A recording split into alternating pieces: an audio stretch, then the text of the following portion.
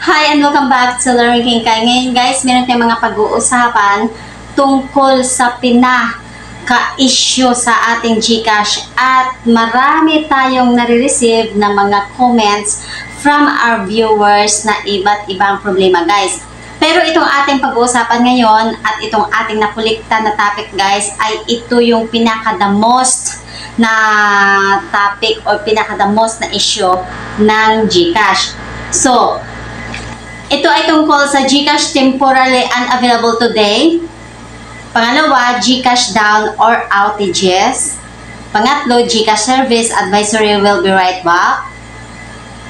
Pang-apat, GCash fund lost or nawawala yung ating pera once online transaction tayo guys, no? Panglima, GCash system error. GCash internal service error. Number 7, bank transfer lost money or failed.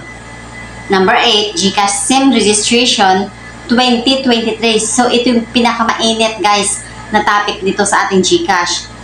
Pang-siyam, GCash or e-wallet. GCash 2 steps verification. GCash bank transfer. And GCash how to claim GCash cashback. Ayan. So, ito yung ating pag-uusapan guys.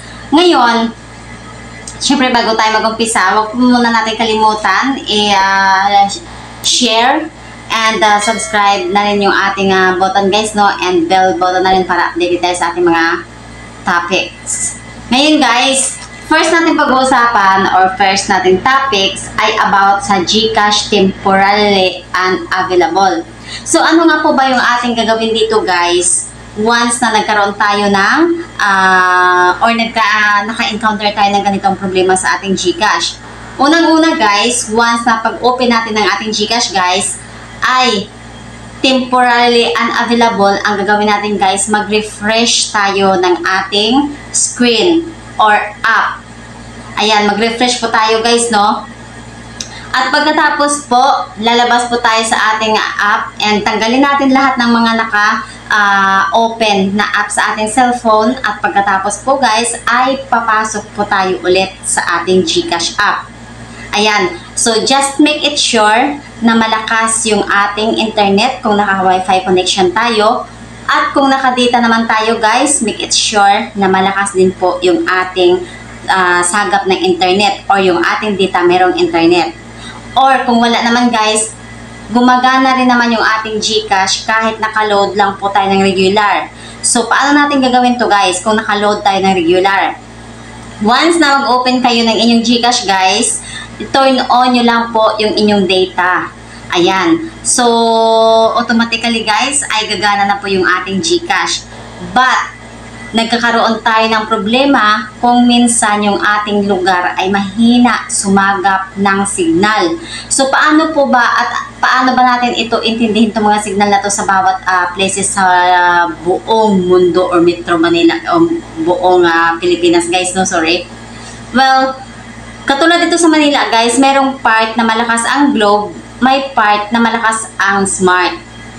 So, dapat po kung saan po kayo nakatira, dapat keep searching or magtanong-tanong kayo sa lugar kung ano po yung mabilis na network po na gagana sa ating lugar guys. Kasi once na meron tayong SIM card or data or load or anything guys, nang hindi naman malakas yung internet, useless lang po yung paggamit natin ng GCash apps. So, ang lalabas po talaga dyan guys is temporarily unavailable. Okay. So, meron din namang ibang part na lumalabas ito na temporarily unavailable guys, lalo pagka maaga pa. Pagka maaga pa guys, kung na-notice nyo po from 4 AM to 6:30 AM guys, try nyo po mag-load gamit ang inyong GCash guys. Hindi lahat ng oras or araw ay gagana po ang ating GCash. Talagang mag-aantay po tayo ng mga around 6:30 to 7 AM bago po gagana yung ating GCash, lalong-lalo na sa mga loading station niya. Okay? So, ganyan lang po yung gagawin natin. Paki-take down po, no? Ayan. Mag-refresh lang po tayo ng ating cellphone at pagkatapos po ay make it sure na malakas ang internet, and kung data naman, dapat malakas din po yung ating network sa ating lugar, at yung oras po ng GCash. So wala po tayong ibang gagawin guys, wag po tayong mag-submit na ticket dito, or wag tayo gumawa ng action or mag-report kasi lalo lang pong magiging complicated yung situation. Okay? So malinaw po ba guys? And the next number 2 topic, GCash down or outages. Ayan.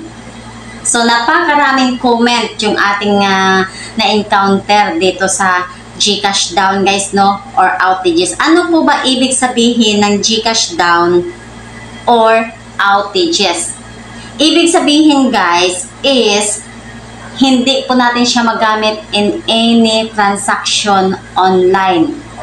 Okay? Or may nakalagay dyan na system error, may nakalagay dyan na unavailable today, may nakalagay dyan na service error. Ayan guys, nakadepende po kung ano po dun sa inyo yung ma-encounter nyo dun sa GCash down. And pagkatapos guys, no, kaya nagkaka-outage siya guys kasi madalas nagka-problema po ang ating GCash sa kanilang maintenance, sa kanilang system. Okay, so once na ang GCash ay nag-aayos ng kanilang systems guys, ay talagang makakaranas tayo ng mga outages na transaction dito sa GCash. Okay? So, number 3 guys, GCash service advisory will be right back. So, ibig sabihin nito guys, may araw na nag-a-advise si GCash, which is makikita natin to guys pag pumasok tayo dun sa may help center po ng GCash. Once na pumasok tayo or updated kayo dun tumingin guys, may nakalagay dun sa pinakatap ng help guys, no, or minsan dun siya sa gitna kung ano po yung mga advisory na ilalabas niya. Meron dong date, kung ano po yung gagawin at kung kailan babalik. So yun po yung GCash advisory guys. So may time na more on maintenance problem pa rin, or nag-aayos na lang yung maintenance nila to keep secure services, and of course to protect our GCash apps. Yan. So, and to secure guys. Yan. So, yung ibig sabihin ng advisory. At may iba pa na hindi lang tungkol dun guys. Minsan, for example, yung mga bank transfer. Ayan, nakaspecify po sila guys kung ano yung bangko na hindi pa po pwedeng mag-transact. So, naka-advise din po yan doon. And sa mga loading station, I think so na wala pa naman akong na-encounter nun guys. And sa mga bills and payments, wala pa naman, but more on sa mga money transaction. Doon po siya madalas nagkakaproblema. And of course, yung maintenance problem guys ng GCash. And the next one guys, ayan. Pero may pagkakataon din naman guys na kumukuha lang sila ng short na break, no, dito sa advisory or service advisory para makapagpahinga din po itong GCash apps guys. So ibig sabihin, nag-ano po siya, nag-recharge yung GCash apps to their system para, kasi kadalasan ito nangyayari guys is alas 8 po ng gabi. Tuwing alas 8 ng gabi guys, hindi man lahat ng araw, so dito tayo madalas magkakaroon ng problema sa GCash guys, no? Yung nag-down na lang bigla, katulad na lang today, it is September 20, 2023 guys. Ayan, yung GCash transaction is as in failed. Lahat po guys, hindi po tayo pwedeng makagamit pa or unavailable siya today kasi nga po naka-under po siya ng maintenance. Okay? So, number 4 nating topic guys, GCash fund lost or nawawala ang ating pera sa GCash. So, bakit nga po ba tayo nagka-problema nito guys? Ito yung mga the most issue sa lahat po. Ayan. Bakit nawawala yung ating pera dito sa GCash? nang hindi naman natin sinasadya, alam naman natin kung ano yung ating gagawin. Tama naman po yung number na pinagsinda natin. Tama naman yung ginawa mong transaction or kung ano mang ginawa mo guys. As we know na tama tayo. But, ito yun ang problema dito guys. Kung ang ating GCash application or GCash account ay hindi po tayo naka-fully verify, ay merong advisory si GCash guys na hindi po tayo pwedeng magkakaroon ng money transaction online.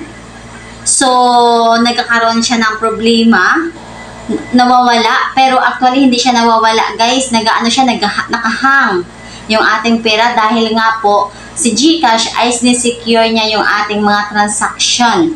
Lalong-lalo na kung nag-transfer tayo ng pera sa GCash or nagpadala tayo ng pera na, nag-save tayo ng pera sa ating funds or nagpadala tayo ng pera sa ating bank account. So, yun po yung kadalasan guys, nakahang siya. So, karamihan, ang ginagawa nila is nagsasubmit po sila ng ticket. Ayan, or nag-ask ng help kay GG. Ayan, chat with GG. Diba? Yan. And then, pagkatapos ito guys, ay ano bang gagawin natin na tama dito? So, once na gumawa tayo ng GCash account, dapat po ay mag-ano po tayo, no? Fully verify ng ating GCash account or mag two steps verification guys to fully secure our GCash account. So once na mawala naman po siya guys at nakapag-complete submit ticket naman tayo kaya GCash, ay may possible naman pong ibabalik nila at may possible naman din na mahahabol natin yung ating pera. At take note, dapat kabisado natin yung number na pinagpadalhan natin. Ibibigay natin yung ating complete details at kung saan nanggaling yung pera na sinend natin doon. So for example, sa ating GCash account, syempre po sa sa number po natin yung ilalagay, no, sa recipient number. Okay? And sa sender number, and dapat ilalagay din natin yung recipient number dun. So, yun yung mga details dun sa pag-submit ng ticket kay GG. Ayan. So, GCash system error guys. Ayan. GCash system error. Ito yung sobrang dami nating views sa ating channel guys, no? At ang dami rin nating nare-receive ng mga problema dito. So, ano po ba ang gagawin natin once na system error yung ating GCash? Okay, una natin gagawin guys, ito yung tinatawag natin na troubleshooting. So, which is, pwede tayo gumawa ng 4 steps troubleshooting guys. Ano po ba itong 4 steps na troubleshooting? Una, check your internet connection. So, once na GCash user tayo guys, or addict naman na tayo mga cellphone users, no? Addict naman na tayo gumawa ng magkukulikot sa ating cellphone. Ayan. Alam naman po natin kung paano natin i-on and off yung ating yung ating internet connection. Syempre both part pa rin guys. Internet or Wi-Fi connection and data connection guys. Turn on and off. The second one, refresh your phone guys. Lahat ng application, i-refresh nyo po. Okay, mag-clear cache and data po kayo sa inyong settings. At pagkatapos po, pasok kayo doon sa settings at hanapin nyo lang po yung GCash apps. Pagkapasok nyo kay GCash apps, hahanapin nyo lang ulit yung storage. At pagkatapos, mag-clear cache and clear data po tayo. Okay? And the next one, number 4, is restart your phone, guys. Restart. Pagka-restart mo ng phone, okay, turn on again, at try mo ulit pumasok sa iyong GCash. Kung hindi pa rin siya okay, guys, ang gagawin nyo po ay mag-update po kayo ng new version ng inyong cellphone. Okay, saan po ba natin makikita itong system update, guys? Sa settings ng ating phone, ay meron tayong makikita doon na system update. Ayan, sa settings ng phone, guys, no? Pagka nakita na natin, guys, i-check nyo po kung naka-latest update po ba siya or it's up to date or hindi po. Okay? So, kung nakalagay doon na you need to update, ayan, tap nyo lang po yan and update nyo lang po. Then, pagkatapos, guys, ang GCash apps.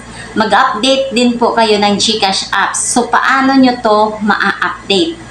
Okay. So, ang gagawin nyo, guys, ay pupunta lang po tayo sa Play Store.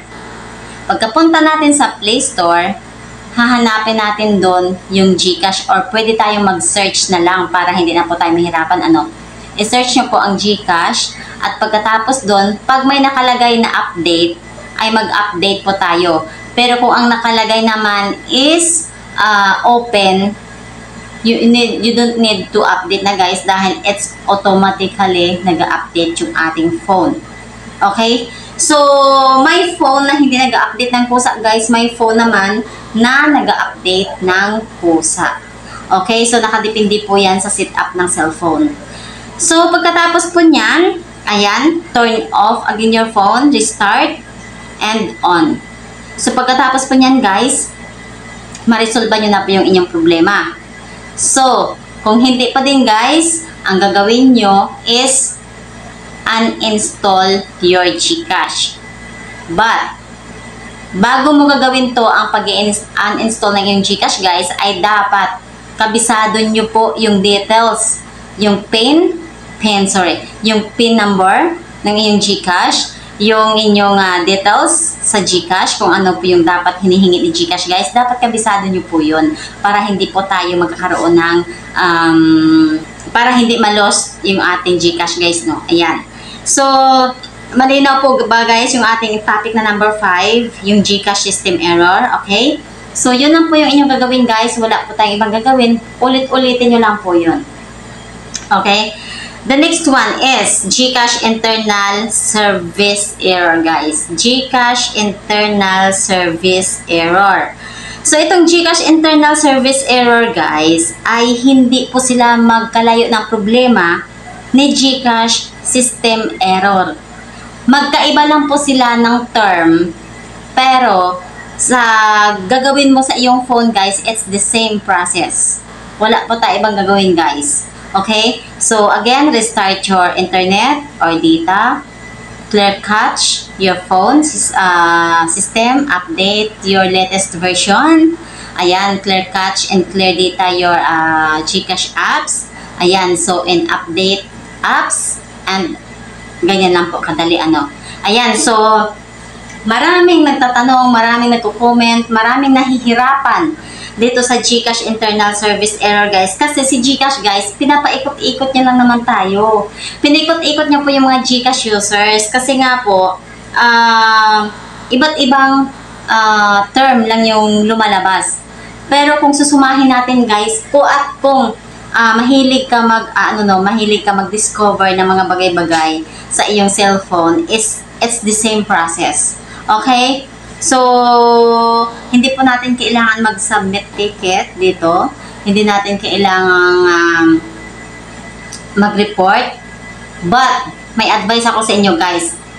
Kung nasa local kayo or dito kayo sa Pilipinas, kahit anong SIM card naman po, pwedeng gagamitin dito kay GCash.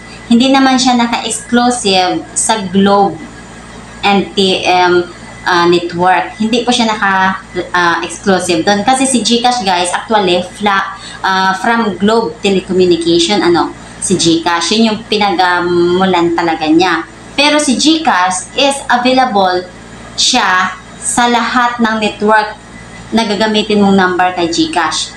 So, si GCash ay isang apps na binuo, pero yung SIM card na gagamitin natin ay lahat po pwede. Okay?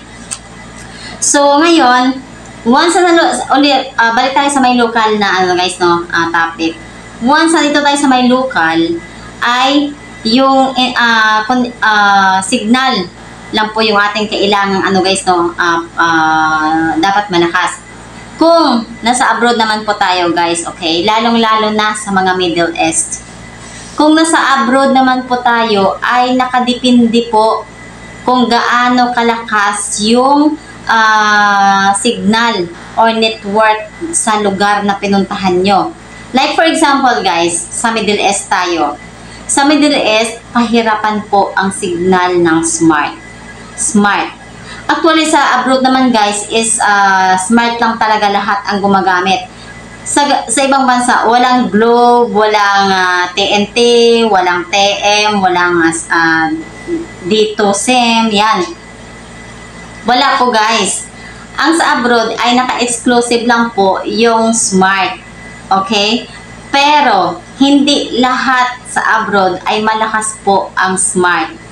May part na lugar, like for example, sa Lebanon guys.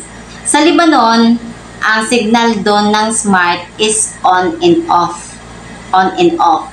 So, swerte ka na lang talaga siguro kung napunta ka sa lugar na malakas yung sagap ng signal. Pero may lugar sa Lebanon na halos hindi makakasagap ng signal ng smart guys. So, the question is, paano kung meron kang GCash sa abroad na ang gamit mo ay smart na SIM card? Tapos, yung GCash mo ay nilamanan mo ng nilamanan o nilagyan mo ng funds o nag-saves ka ng pera mo dun sa GCash mo. Kasi kalmado ka dahil alam mo gumagana naman ang ang SIM card mo. But dumating yung araw guys na biglang nag-down yung system ng smart sa lugar. Biglang nag-down yung signal. Yan makakasagap ka naman, but sobrang bihira at maghahagilap ka pa kung saan ang merong malakas na signal.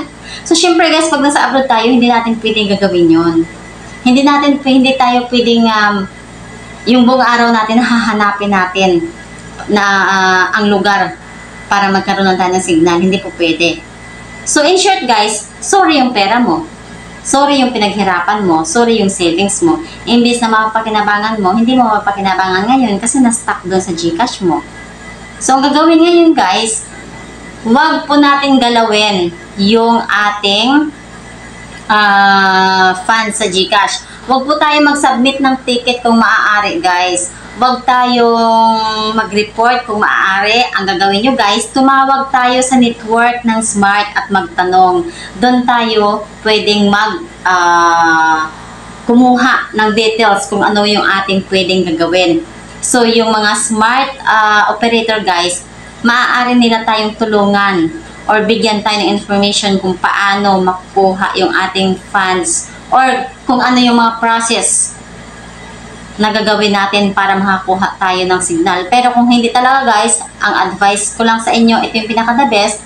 Total, nakasave naman dyan sa inyong guys, no? GCash, as long na naka-fully verify naman po ang inyong GCash, i-save nyo na lang po yan and keep update the latest version na ng GCash.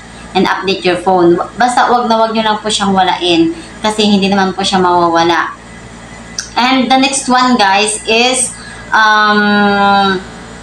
maliban doon sa mahina ang signal ng smart or ng network sa ibang lugar sa abroad guys, no? Ayan. May possible din nasa Wi-Fi. Minsan ang Wi-Fi is gumagana lang is about it's all about text messages lang siya. Hindi siya gumagana sa internet talaga. Hindi. May mga Wi-Fi na gumagana lang talaga for messages lang guys. Ayan. So baka hindi nyo po alam yan. Ang Wi-Fi ay hindi po lahat gumagana for internet connection sa lahat ng sites. Ayan, sa lahat ng sites guys. Hindi po yan gumagana minsan. Gumagana lang yung internet, it's all about messages lang. So magtataka ka, di ba? Kasi isipin mo, nakakapanood ka naman ng, nakakagamit ka naman ng Facebook, nakakapanood ka naman ng video, nakakasend ka naman ng message, pero bakit hindi mo gamit yung GCash mo? Bakit hindi mo ma-open yung GCash mo? Bakit, ang daming question guys. Yun, so malakas naman ang signal mo, yan, iniisip mo may ano naman ang smart, may tawag doon, may signal. Pero, yung internal niya guys, yun po yung hirap tayo makuha yung ating pera kasi po sa internal, yun ang hindi kaya ng internet natin. Okay? So, the next one guys is bank transfer lost or failed guys. Ayan, bank transfer lost. So, once nag-transfer tayo ng ating pera sa bangko guys, ano po ba ang gagawin natin once na na-lost yung ating pera from GCash to bank? Ayan, or nag-failed. So, ang unang gagawin natin guys is check natin yung ating transaction history sa GCash natin. Once na nagbawas naman po siya doon, ayan, once na nagbawas naman po siya doon at tama naman po yung ating pinasok na account number sa pag-send from GCash guys, is maaari po tayong makipag-ugnayan sa ating bank kung saan po tayo naka-open ng account. Okay? So, paano po ba gagawin? Dadalhin nyo lang po yung inyong proof of transaction sa inyong GCash. And then, mag-report kayo dun sa inyong bangko kung ano po yung nangyari. Ipapakita nyo po yung inyong proof, no? And pagkatapos, guys, ay mag-a-advise yung bangko sa inyo kung ano po yung inyong gagawin. Okay? So, maybe nakahang lang po yung ating pera or ano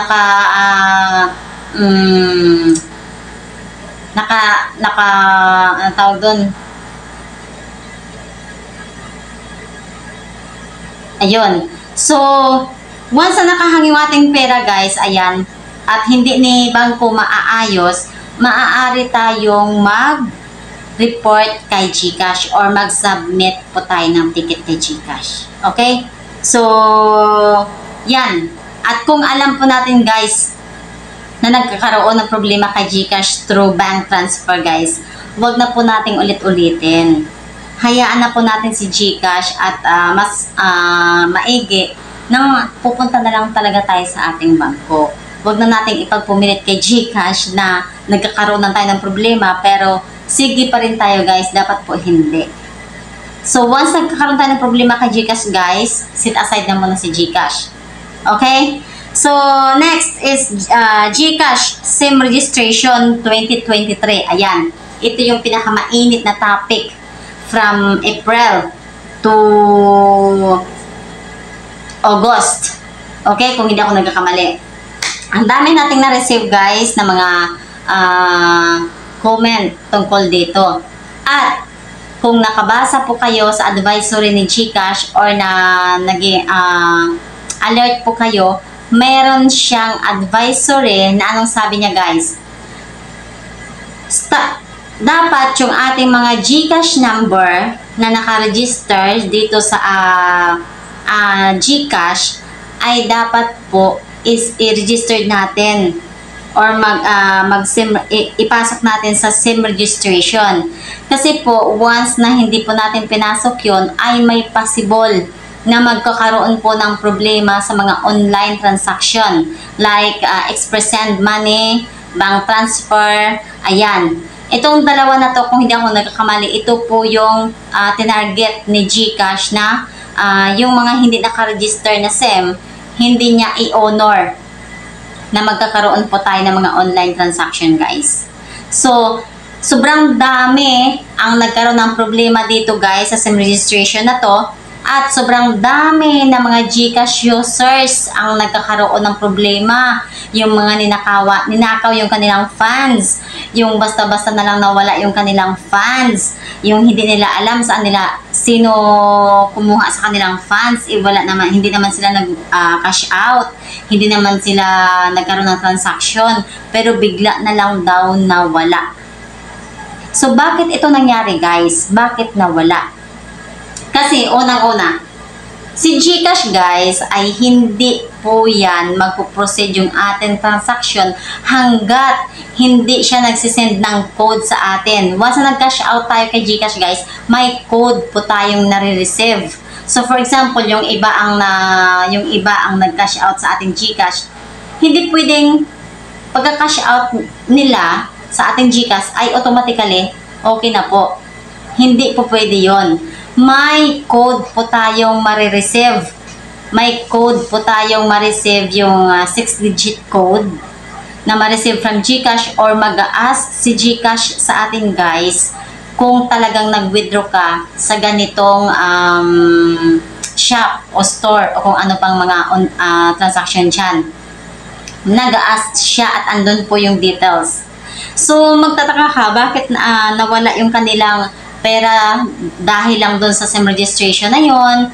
Yung iba naman, yung mga internal server error, yung kanilang problema, yung nag-down at nag-outages yung kanilang apps guys. And of course, yung lalong-lalo sa funds, sobrang daming issue ang nangyayari dito guys sa SIM registration na to. Dahil talagang nag-viral yung iba. Dahil yung kanilang pinaghirapan ay nawala po sa kanilang funds. So dito guys, sa part na to, siguro pwede nating masisi dahil nga sa SIM registration talagang wala tayo ibang sisihin kundi yun lang yung dahil nag-register lang ako sa network na wala na yung funds ko. I think may mga bagay na hindi natin alam na nangyayari, katulad na lang ng for example yung phone natin, pinapahawakan natin sa ating anak. So anong mga possible mangyari guys once na ang anak natin humawak ng ating cellphone na andon yung ating mga importanteng bagay or online transaction sa cellphone na yon. Tapos yung bata, hahayaan nating maglaro sa ating phone. At hindi natin titingnan kung anong klaseng laro ang nilalaro niya. Minsan ang mga bata guys, marunong na sila ngayon mag-scroll sa ating cellphone. Or marunong na ang bata ngayon guys mag-discover ng laro sa cellphone guys.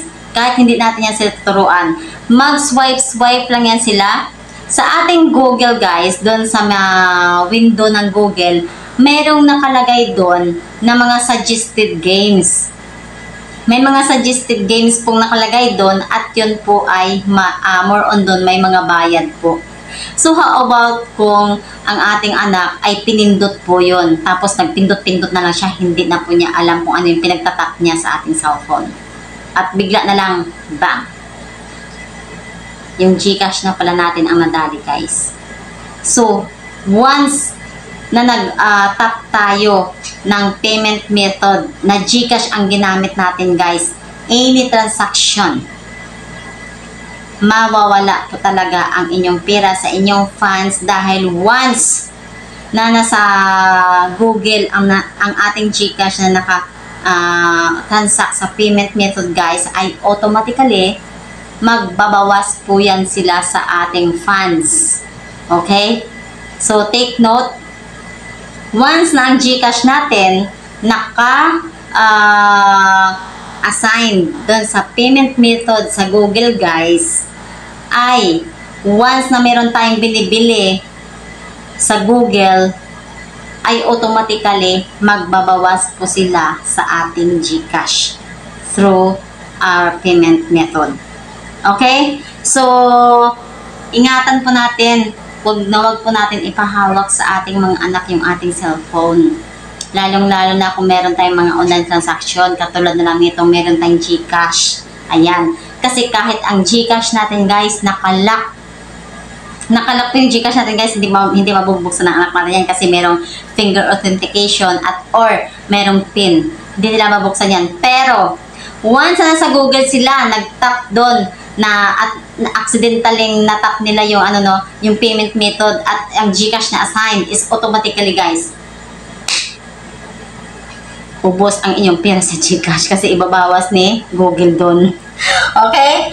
Next is GCash e-wallet. Ano tong GCash e-wallet guys? Ang GCash e-wallet dito nanggagaling yung mga cash out, cash in. Ayan, cash out, cash in guys. So, once na may part na pag nag-send tayo ng pera sa isang number at meron nakalagay na this number is exceeding exceed recipient number. Ay, kung hindi ako nagkakamali guys, no? Ayan, exceed recipient number. Ibig sabihin nun is out of limit na siya. Hindi na siya pwede makareceive ng pera from cash in. Pero pwede siya mag-cash out. Okay? Hindi siya pwede makareceive ng pera, pero pwede siya mag-cash out kasi po, yung kanyang kung hindi tayo naka-fully verify guys, meron lang tayong 8,000 limit. Sorry. Meron lang tayong 8,000 limit each month kay GCash. Pero kung naka-fully verify tayo guys, syempre pipiliin natin yung 100,000. Okay? 100,000 po para as long na hindi natin nauubos yung 100,000 is may possible na continuation ng yung ating pag-receive ng pera and paglabas. Okay? Yung paglabas ng pera guys, walang problema. Pero yung pag-receive ng hindi tayo naka-fully verify is meron pong limit. Okay? So, the best thing na gagawin nila is maghanap sila ng ibang number na kung saan pwedeng pwedeng mag-send ng pera. Okay? So, lalo na yung meron tayong mga family na sa malayo or meron tayong papadalhan guys sa malayo guys, kumuha na lang sila or maghanap sila ng ibang number na pwedeng pagsindan. Okay? So, it's not a big deal naman siguro kung magbabayad tayo ng maliit na halaga guys. Ang importante, this is a X% money naman. Okay? So, walang hirap-hirap makukuha natin at hindi naman kailangan ng ID sa iba. Okay? Ang importante lang is reference number. Ayan. So, ipapakita natin yung reference number natin guys pag tayo ay papa-cash out, no? Para ma-aware din yung pagkukuhanan, no? And then pagkatapos guys is yung cash out, yung cash in naman, cash out, sorry, yung cash out naman. So yung ano ba ibig sabihin ng cash out guys? Yung cash out is, for example, ako yung nagpapa-cash in, cash out. Ang cash out is maglalabas ako ng fresh money. Yung kung sino yung magsisend ng pera sa akin, kung sino yung mag-cash in sa aking cellphone, ayan, ang tawag po doon is cash out. So, ako po yung maglalabas ng fresh money para ipagpalit doon sa kanilang pera na pinasok sa aking GCash. Ayan, yun po yung ibig sabihin ng cash out. Ang cash in naman guys is yung ako yung magpapalipad ng pera doon sa papadalhan mo or sa cellphone mo or kay tarpulano. Ayan, yan po yung ibig sabihin ng cash in. Okay? So, the next one guys, e-wallet. E-wallet through PayMaya. Ayan. So, mga e-wallet po yan guys. Yung mga PayPal, yan, e-wallet yan. Yung mga, ano pa ba, Palawan Pay. Ayan. Mga e-wallet yan. Yung mga Pure Gold. Ano yan, mag-transfer ka ng pera sa Pure Gold. Ayan, mga e-wallet yan guys. Ano ibig sabihin ng e-wallet na yung mga yan guys, no? Ayan, itong e-wallet natin na to guys, ay pwede rin natin silang ipambayad. Kung, for example, any payments guys, na meron silang GCash, pwede natin ibabayad itong ating pera sa kahit anong bills payment guys. Electricity, bangko, insurances, ayan, sa pamimili, online shopping, ayan, kunya, mamili tayo ng mga grocery, any department store, ayan, pwede natin ibabayad guys yung pera natin sa GCash. Okay? So, yung iba dito, nahihirapan or natatakot sila kasi daw, baka nanakawin yung kanilang pera. Hindi po yan mananakaw guys kasi po, hindi naman makukuha yung ating pera as long na hindi natin yung barcode ipakita or hindi tayo mag-scan ng kanilang barcode. Hindi po yan mawawala. Okay? So, e-wallet, pwede rin po natin siya ipamili ng mga gamot. Ayan, sa mga Mercury. Ayan, sa mga pharmacy. Ayan, as long na may laman yung ating funds, pwede po natin sila ibabayad. Okay? Sa lahat. Sa hotels, travels. Okay? So, pwede po yan lahat. Okay? So, next one is GCash 2 steps verification. Ano po ba ang gagawin natin guys dito sa GCash 2 steps verification? So, syempre guys, dapat ilalagay po natin dito yung ating email, which is, pwede tayo maglagay ng more than 2 email guys. Okay, for verification. So, once na hindi gumana tong isang email, guys, ay pwede tayo gumamit ng another email na sinet up natin dito sa ating verification. Okay? And then yung number, guys, number. Ayan. Yung number natin, of course, yung ating fingerprint. So, once na hindi natin fingerprint yon, kahit anong tok-tok nila dyan sa ating GCash, hindi nila yan makukuha ang pera natin dyan. At hindi nila makukuha basta-basta yan, guys, kasi nakasecure ng 101% yung ating GCash. Ayan, yan po yung ibig sabihin na 2 steps verification sa ating GCash. Kaya, guys, huwag nyong baliwalain to. Kasi, ito yung pinaka-importante dito sa ating GCash. At kahit sinong gustong mag-hack ng GCash natin, guys, hindi nila mahahack to. Kasi hindi lang sila, once na napasok nila yung isa nating ginawang steps for verification, meron pang isa pa. So, dalawa. Okay? And the next one, guys, is load. Okay? Load. Ano bang mga load sa GCash, guys? Dito sa GCash ay may load dito ng local and international or mga roaming number. So, pwede tayo mag-load dun. So, sa local po muna tayo, guys. Ano po ba ang mga SIM card na available na niluludan from GCash, guys? Ayan. So, karamihan pa din ng mga GCash users ay hindi nila alam paano mag-load sa sarili nila at paano mag-load sa ibang number.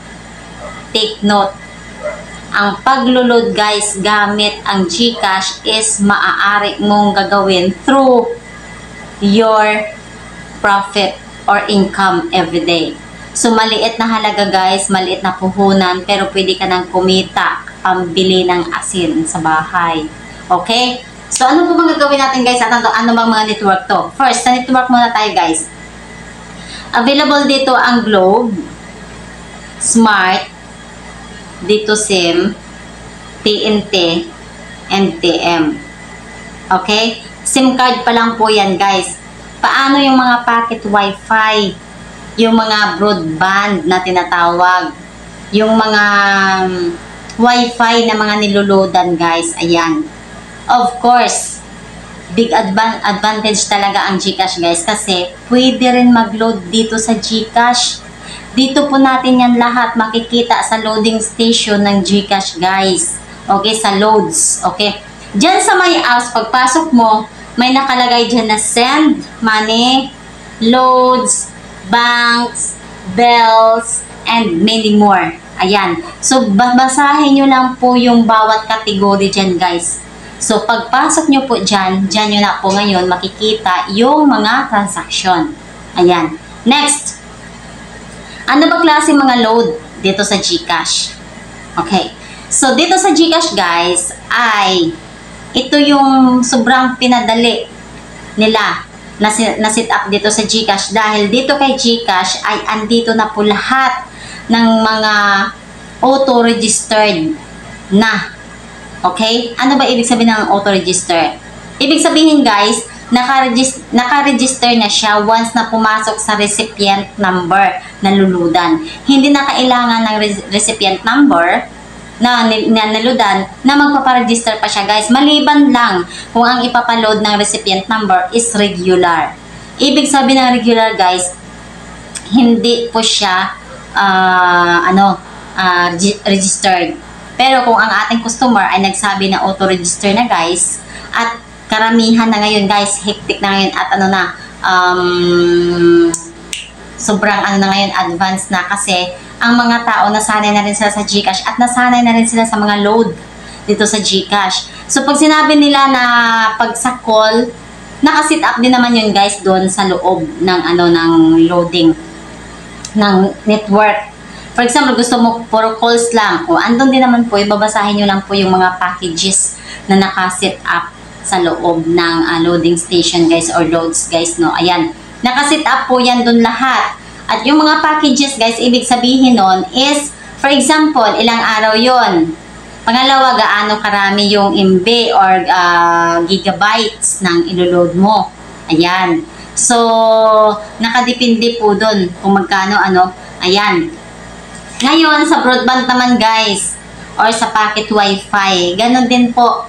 It's the same process. Andun din po, naka-package deal din yan dun sila. Babasahin nyo lang po kung magkano ang halaga ng ipapaload, kung ilang araw, ayan, at kung ilang gigabytes. Ganyan po. So, pero itong gigabytes guys is nakadepende sa tao kung paano nila ito gagamitin ang cellphone or na ang data nila. Okay? So, nasa tao po. Huwag po natin sisihin yung mga naglo-load sa inyo guys kung nauubos nyo po kaagad yung inyong gigabytes after a day.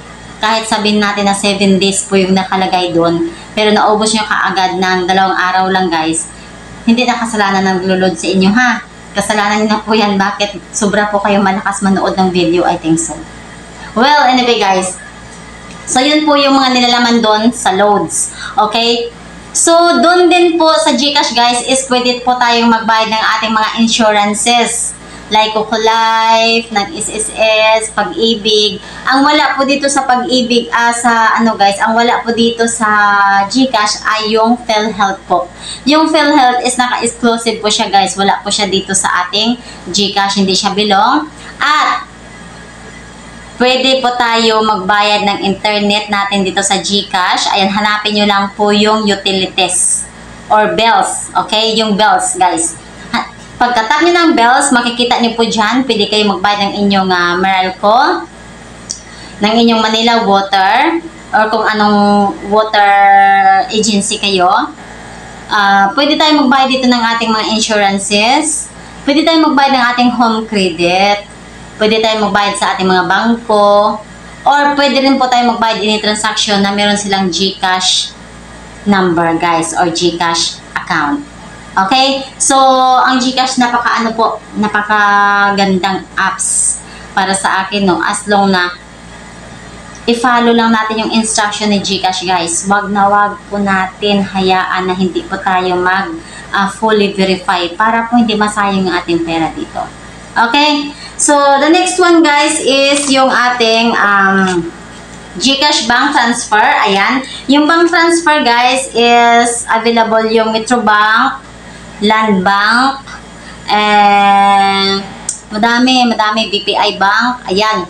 Dito naman guys is pag tap nyo ng inyong transfer dyan sa may pinakabungad ng screen ng inyong GCash guys. Ayan. Makikita nyo po yung transfer. So, dun sa loob ng transfer, guys, andun lahat yung, yung bank transaction. Okay? So, dyan sa bank transaction, guys, is, hindi po kayo mahihirapan kasi naka-details naman po siya. Sa form po niya, ilalagay nyo lang po yung account name, which is kung ano po yung pangalan dun sa bangko mismo or pangalan ng pagpapadalhan nyo. Ayan, account name. The next one is account number po. Yung account number natin mismo sa bangko guys ha. Okay? The next one is yung ating email. Ilalagay natin guys para makareceive tayo ng transaction process sa ating email. So, wag po natin kalimutan guys na hindi ilalagay yung ating email kasi po ang email natin ay isa sa mga makaka-receive ng alert from GCash or from bank. Okay? So, the next one is amount. Ano po ba, magkano amount po ba dito guys na ilalagay? Nakadepende po. Wag lang po kayong mag-exceed sa 500,000 pesos. Okay, 500,000 pesos or nakadepende sa limit ng inyong bangko guys. Okay? So, for example, yung inyong bangko is 300,000 daily limit para makapag-deposit sa kanila. So, yun lang po yun. Nakadepende po sa bangko, sa rules ng bank. Okay? And, the last one nito is how to claim GCash cashback from Kopiko or GCash cashback from, from Kopiko, from cashback from Shopback, ayan, cashback from Lazada, from Shopee, ayan. So, syempre guys, dito sa may how to claim GCash cashback from Kopiko. Dito sa Kopiko guys, is sobrang bago ito. Actually, hindi naman to everyday. Meron lang silang limit or promo nila na tinatawag guys, no? Ayan, so dito sa loob ng ating Kopiko guys, which is meron tayong tutorial guys. So check it out sa ating channel, no? Ayan, meron tayong tutorial dito kung paano send ng code ng Kopiko dito sa Kopiko Philippines po. Okay? Kopiko Philippines. I-follow lang natin yung register, yung instruction kung ano po yung nakalagay dun sa loob ng Kopiko guys. Okay? Kasi meron siyang unlock cash everyday. Legit to dahil sinubukan ko rin guys. So, itong ating tutorial, hindi po to gawa-gawa guys, no? Mismo, in-apply ko sa sarili ko kung paano po ginagawa. Okay? So, pagkatapos po niyan guys, pagka-send natin ang ating code doon, merong instruction si Kopiko mismo. Sa Messenger po natin isi-send guys. Sa Messenger. Ayan. So, may instruction doon si Kopiko kung ano yung gagawin natin. Ilalagay lang natin yung ating personal information. And then yung code. And then, once na si Kopiko guys, ay meron siyang binigay na link for, for claim your GCash cashback. Ayan. Tap nyo lang po yan. Huwag po kayo matatakot guys. Hindi yan, hindi yan scam. Basta Kopiko Philippines guys, kayo pumasok ha. Huwag kayo pumasok sa ibang apps ng Kopiko. Baka mabudol kayo. Sa Kopiko Philippines po, ayan, legit po yan. 101% na page sa Facebook. Ayan. So, once na si Kopiko ay merong binigay sa inyo na link, papasukin nyo lang po yan at pagkatapos po, tap nyo lang po yung claim. Once na tap nyo na po yung claim guys, ay automatically ang amount is mapupunta sa inyong GCash. So, note, yung ilalagay natin na number dun guys sa Kopiko Philippines, dun sa may form na mapilapan niya, just make it sure na meron GCash yung ating number na yan. So, syempre guys, kung wala siyang GCash, sayang naman, hindi natin maklaim. Pero, syempre, maliit na halaga guys, makakaipon din tayo. So, sino bang ayaw na hindi tayo magkakaroon ng cashback sa sa ating GCash na wala naman tayong pinaghirapan or hindi naman tayo nag-waste ng ating time. Okay? So, saan ba natin makikita yung halagang 10 pesos, 15 or more? At, take note, pwede kang manalo ng 1 million dito sa Kopiko. Sa promo ng Kopiko via GCash guys. Okay? So, at si GCash guys ay pwede rin siyang mag-cash in sa Shopee Pay. Okay? Sorry, sa cash in muna tayo. Balik tayo sa cash in saglit. Si GCash ay pwede rin tayong kumuha ng pera kay GCash nang nasa Shopee tayo or Lazada. Yan, ang tawag dyan is cash in. Okay? So, ilalagay lang po natin yung ating details. Same process guys. May pasok tayo sa ating Shopee. And then, piliin lang natin doon yung cash in. And then, proceed ka lang at piliin mo po ang GCash. For example, nagkakaroon ng problema si GCash guys sa internal server. Or unavailable. Or nagkakaroon siya ng problema or sa mga outages niya or down, ayan, or meron siyang advisory na hindi siya pwede magamit guys. But, ito yung big sa inyo, magandang balita sa inyo guys. Once na may pera tayo kay GCash guys, at hindi tayo pwede gumamit ng GCash, punta tayo sa Shopee Pay. Lalong-lalo na guys, yung tayo yung mga naghahanap ng kabuhayan, gamit din ang GCash guys, okay? So, ito, bihira ko to ituro. Okay? So, ngayon, punta tayo kay Shopee Pay. Tap natin yung cash in doon. At pagkatapos, follow the instruction lang. And then, pagkatapos, guys, tap natin yung ating GCash. At pagkatapos, itap mo lang doon kung magkano yung account na kukunin nyo po kay GCash. Okay? So, once na nakuha mo na yung pera mo kay GCash, guys, ay automatically, mapunta na siya ngayon kay Shopee Pay. Okay? So, syempre, sarili mo namang GCash yun, sarili mo namang phone, ikaw naman mismo ang nag-transaction dun guys. So, wala kayong dapat ipagbahala at safe din yun guys. Okay? So, sa Lazada, it's the same process. Ayan, tap nyo po yung cash in dyan and kumuha lang din kayo kay GCash ng pera. At yung pera nyo dun guys, pwede nyo rin gamitin sa pang-load.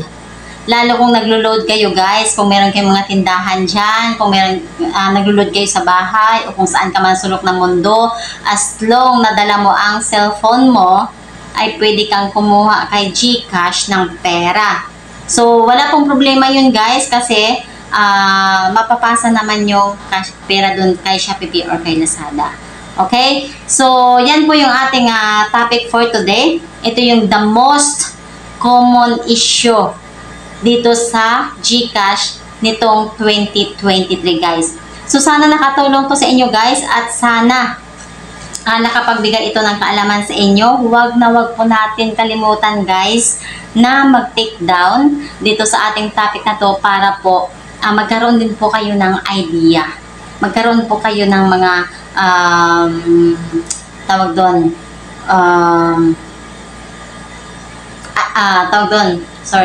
magkaroon kayo ng paraan paano yung mga gawin nyo once na ito din po ay natitake nyong problema dyan sa inyong GCash guys. And take note guys, no?